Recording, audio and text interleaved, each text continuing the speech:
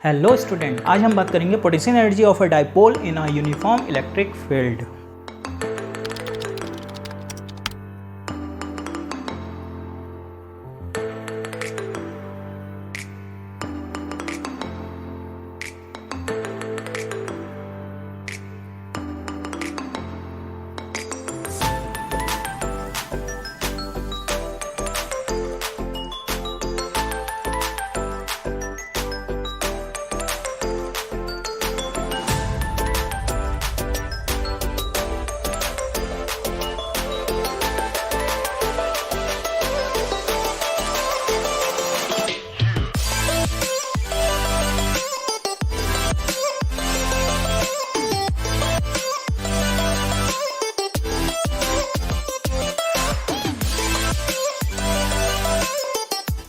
तो जैसा कि आप फिगर में देख रहे हैं, ए बी एक डाइपोल है जो यूनिफॉर्म इलेक्ट्रिक फील्ड से थीटा एंगल पर रखा है। तो हम जानते हैं कि अगर किसी डाइपोल को यूनिफॉर्म इलेक्ट्रिक फील्ड से थीटा एंगल पर रखें तो इलेक्ट्रिक फील्ड उस पर एक टॉर्क लगाता है और उसकी वैल्यू होती है tau equal to P E sine theta. ये डेरिवेशन हमने लास्ट वीडियो में किया है और इस टॉर्क की वजह से ये डाइपोल इलेक्ट्रिक फील्ड की डायरेक्शन में रोटेट करेगा। अब हम क्या कर रहे हैं, इस डाइपोल को इलेक्ट्रिक फील्ड के अगेंस्ट इस डायरेक्शन में रोटेट करा रहे हैं। तो मान लीजिए हमने एक स्मॉल रोटेशन दिया है, इसको ए बी से हम इस पोजीशन पे लेके आए हैं और स्मॉल रोटेशन कितना है, डी थीटा।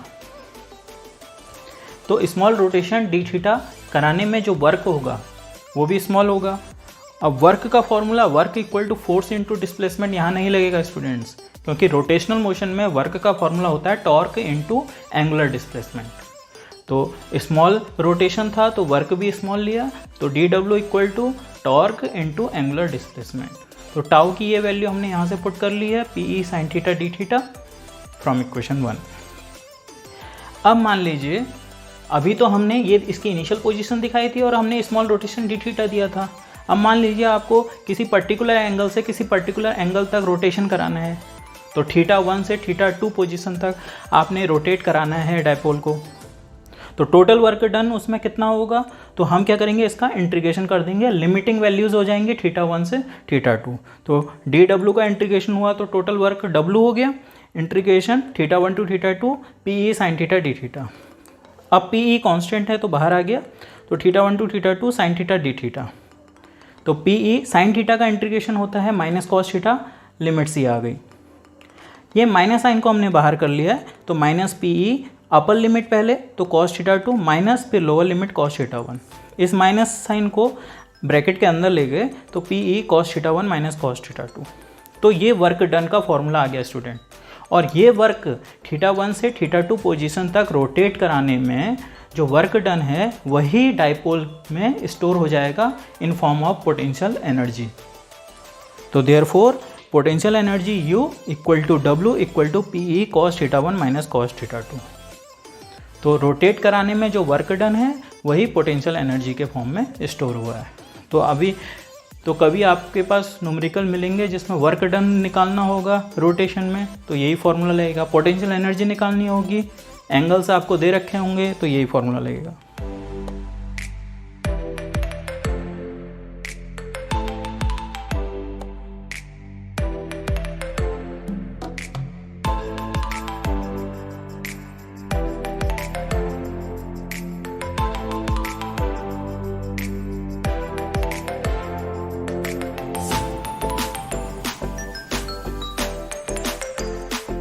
तो स्टूडेंट्स, अब अगर हमें किसी पर्टिकुलर एंगल थीटा पर पोटेंशियल एनर्जी कैलकुलेट करनी है तो हम ये देखेंगे कि जीरो पोटेंशियल एनर्जी से उसे हमने कितना रोटेशन दिया।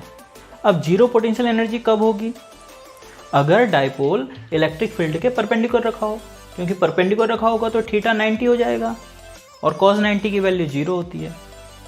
तो हमने मान लिया dipole initially right angle to electric field और इसे उसके बाद हम थीटा डिग्री रोटेट करा रहे हैं, तो हम 90 डिग्री से थीटा एंगल पर उसे रोटेट करा रहे हैं। तो उस केस में थीटा 1 हो जाएगा 90 और थीटा 2 हो जाएगा थीटा।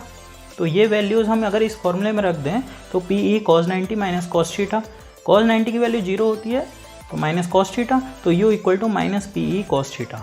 तो किसी पर्टिकुलर एंगल पे पोटेंशियल एनर्जी हो गई u equal to minus P E cos theta. तो किसी पर्टिकुलर एंगल पर पोटेंशियल एनर्जी कैलकुलेट करने के लिए हमने मान लिया डायपोल जो है वो इलेक्ट्रिक फील्ड के परपेंडिकुलर रखा है। और ऐसा क्यों माना? क्योंकि परपेंडिकुलर रखने पर उसमें पोटेंशियल एनर्जी कितनी होगी? 0, यानी वर्क ही 0 होगा। और उसके बाद हम उसे थीटा डिग्री रोटेट करा रहे हैं, तो 0 से जितना आपको वर्क करना पड़ेगा वही उस पोजीशन की पोटेंशियल एनर्जी होगी। इसी फॉर्मूले को अगर वेक्टर नोटेशन में लिखेंगे तो minus sign as it is P dot E. Potential energy scalar quantity है और इसकी यूनिट जूल। अब हम कुछ स्पेशल केसेस को डिस्कस करते हैं।